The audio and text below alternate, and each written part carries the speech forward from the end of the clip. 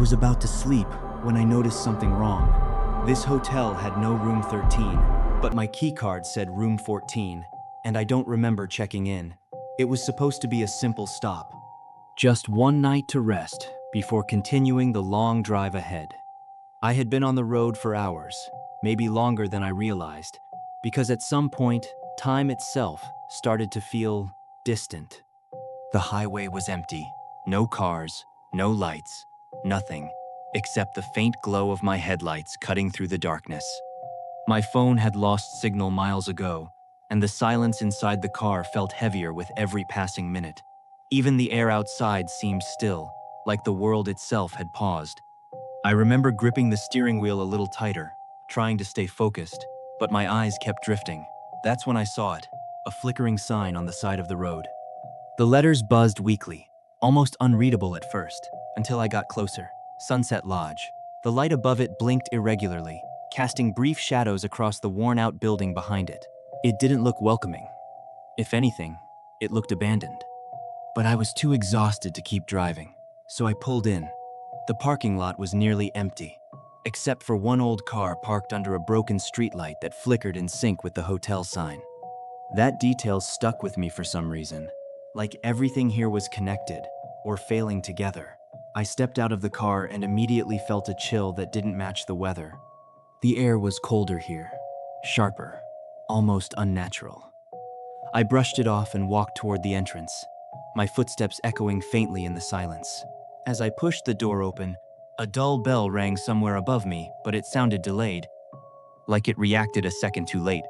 The lobby was dimly lit and smelled like damp wood mixed with something metallic, something old. There was no music, no television, nothing to fill the silence. Just the faint hum of electricity and the soft buzz of a flickering tube light above the counter. Behind that counter stood a man, completely still. He didn't look up when I entered. He was already looking at me. That was the first thing that felt wrong. "Room?" he asked, his voice calm and flat, as if he had been waiting for that exact moment. "Yeah," I replied, trying to sound normal, just for the night. He slid a register toward me without breaking eye contact. As I signed my name, my eyes drifted across the page, and that's when I noticed something strange. The room numbers listed jumped from 12 straight to 14, skipping 13 entirely. I paused and looked up. "What about room 13?" I asked casually. For a split second, his hand froze. It was subtle, but I noticed. Then he smiled, not a warm smile. Not even a polite one, just a slight movement of his lips. "We don't have a room 13, sir." I let out a small laugh, trying to ease the tension. "Right. Superstition." He didn't respond. He simply handed me a key card and said, "Room 14." The hallway felt colder than the lobby, the kind of cold that slowly seeps into your skin. The lights above flickered softly as I walked, casting shifting shadows along the walls. The carpet muffled my footsteps, making everything feel unnaturally quiet. I passed each door slowly, 10, 11, 12, and then it went straight to room 14. There was no room 13, just like the receptionist had said. I stood there for a moment, staring at the gap where it should have been, before unlocking my door and stepping inside. The room itself looked completely normal. A neatly made bed, a TV mounted on the wall, a small desk, and a bathroom door slightly open. Nothing unusual, nothing threatening, but the silence inside the room felt different, heavier. Like the walls were holding their breath. I closed the door behind me and locked it, the click echoing louder than it should have. "You're just tired," I muttered, dropping my bag onto the chair. I sat on the edge of the bed, then leaned back, staring at the ceiling. For a moment, everything felt fine. Then the TV turned on. Static exploded into the room without warning, loud and sharp enough to make me jump. I sat up instantly, my heart racing. "What the—" Before I could even move, the TV shut off again, and silence returned. I stared at the blank screen, trying to process what just happened. After a few seconds, I let out a nervous laugh. Bad wiring, that's all. But deep down, it didn't feel like that was all. I reached for my phone, still no signal. But there was something new, A missed call from an unknown number. The timestamp read 2:47 a.m. I frowned. I hadn't heard it ring, not even a vibration. I was about to ignore it when I heard something outside my door. Footsteps, slow, uneven, dragging. They moved down the hallway, getting closer and closer, until they stopped right outside my room. I froze completely. My entire body went still. I waited for a knock, but it never came. Instead, a shadow appeared under the door, clear, dark, and perfectly still. Someone was standing there, just standing. My heartbeat grew louder with every second. I slowly got up from the bed and walked toward the door. The shadow didn't move. I stood there, inches away, staring at it. Then, before I could lose my nerve, I grabbed the handle and pulled the door open. Nothing. The hallway was empty. No footsteps, no movement. Just flickering lights and silence. I stepped out, looking left and right. No one, but something felt wrong. The hallway looked different now. Longer, darker, like the light couldn't fully reach the walls anymore. The air felt colder, heavier. I swallowed hard. "Okay, this isn't funny," I whispered. And then I heard it. A whisper, right behind me. "Room 13.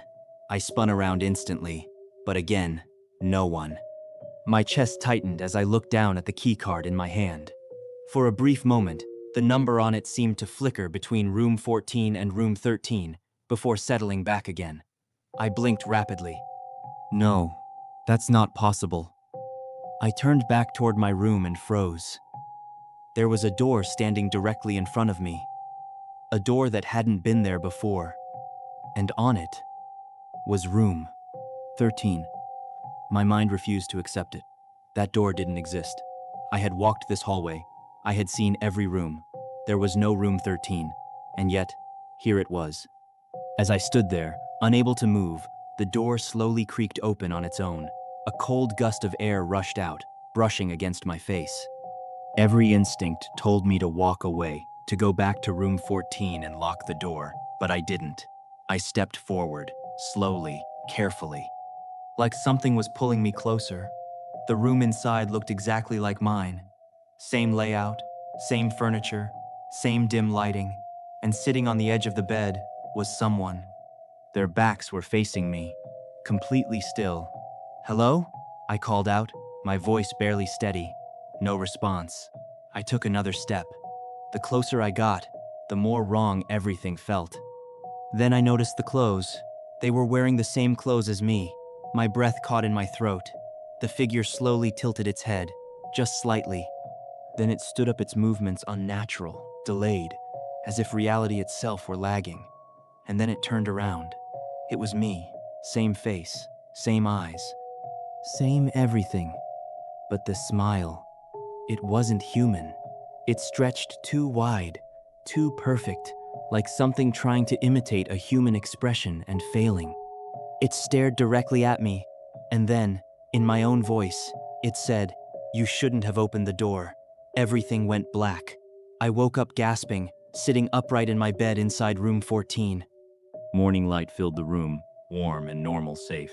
I looked around frantically, my chest rising and falling rapidly. "It was a dream," I whispered. "It had to be." There was no other explanation. My hands were shaking as I looked at the keycard still in my hand. It clearly read room 14. I let out a breath I didn't realize I was holding. Yeah, just a dream. I packed my things quickly and went downstairs. The receptionist was there, exactly the same as before. "Checking out?" he asked. I nodded. "Yeah, and hey, last night, did anyone come to my room?" He frowned slightly. "No, sir." I hesitated before asking, "And what about room 13? This time, he didn't smile. "Sir, there is no room 13. I forced a small laugh and turned to leave. But something made me stop. Slowly, I looked down at the keycard again. The number didn't look printed anymore. It looked scratched. My fingers trembled as I tilted it toward the light. Beneath the number 14, there was another number faintly carved into the plastic. My breath stopped. I flipped the card over. And there it was, scratched so lightly it was almost invisible. Next time, don't open the door. I dropped the card and walked out without looking back.